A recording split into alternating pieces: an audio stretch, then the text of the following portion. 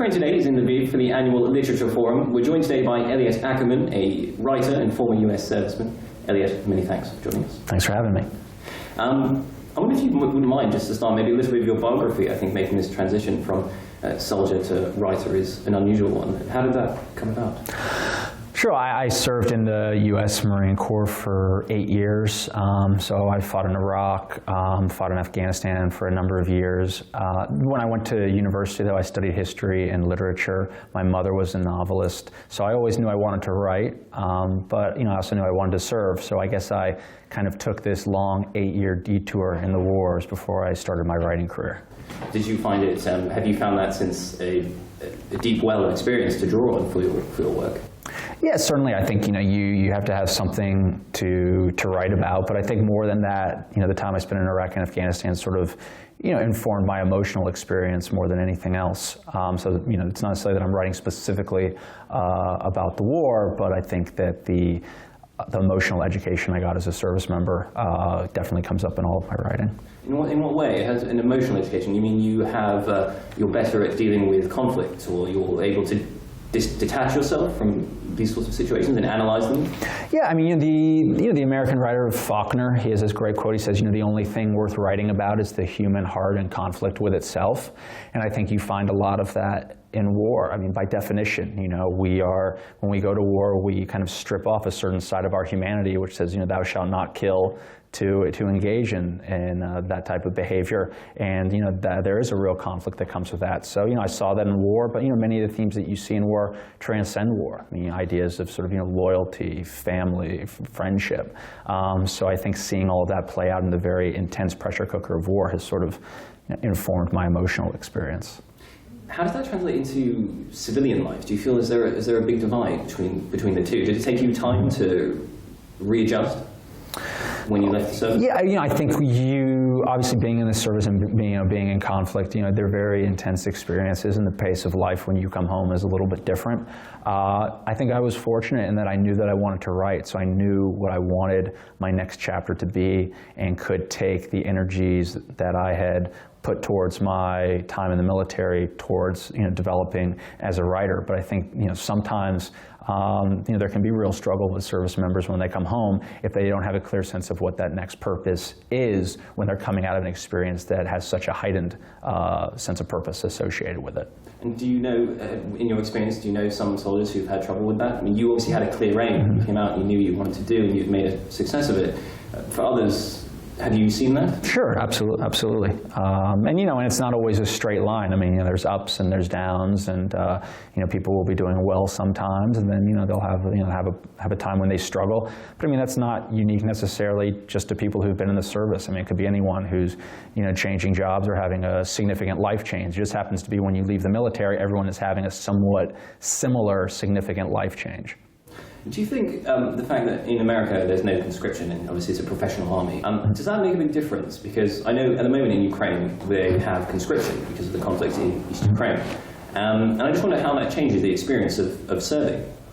I think it makes a huge difference. In the U.S., because you have an all-volunteer military, people at home don't necessarily feel the wars as much.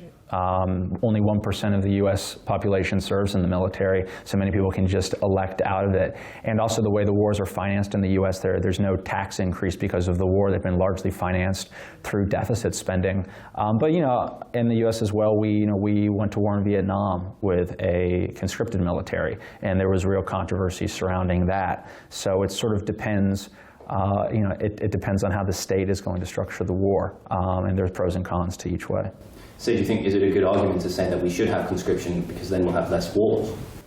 I think that it makes it much more difficult to go to war when you have a conscripted military. I think in the U.S. it's become very easy for us to go to war. In Russia they have conscription, but what they also have in Russia is an extremely strong nationalism, and I don't think you see that in the U.S.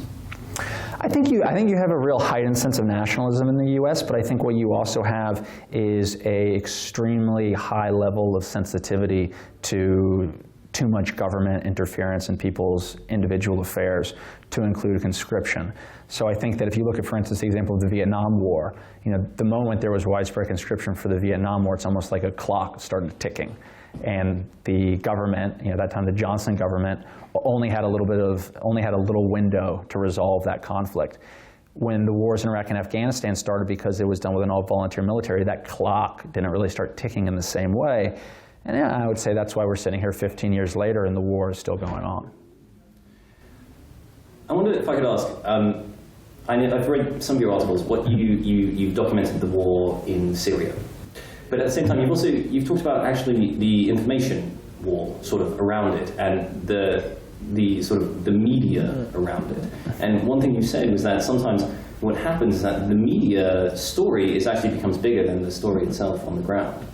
I feel like that's extremely pertinent to the Ukrainian situation, where it seems like there is fighting going on, of course, in the east, but that's always become a sideshow to the propaganda war between Russia and Ukrainian outlets or Western outlets.